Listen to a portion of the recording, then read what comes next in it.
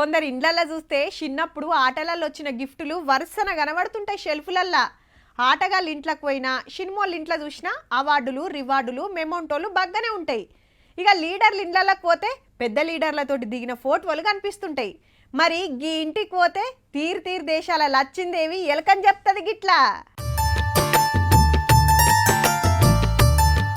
బయటి దేశం డాలర్లు మన నోట్లు షిక్కలు శీతమున్నాయబ్బా.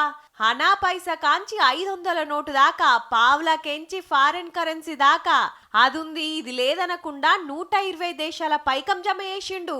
పేరు రవితేజ. హైదరాబాద్ కుకట్పల్లిలా సాఫ్ట్వేర్ ఇంజనీర్. చిన్నప్పటి సందే కాయిషుండెనట.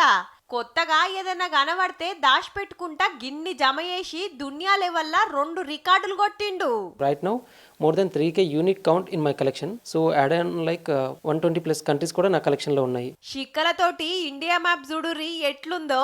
లీడర్లు సెలబ్రిటీలకు గుర్తుగా ఇడదల చేసే కాయిన్స్ కూడా ఉన్నాయి. ఏడ దొరకబట్టిండో ఎన్నేళ్లు తిప్పల పడ్డాడో గాని అప్పుడప్పుడు ఈ స్కూళ్ళల్లో ఎగ్జిబిషన్ పెడితే చూసి మస్తు మురుస్తున్నారట పోరలు.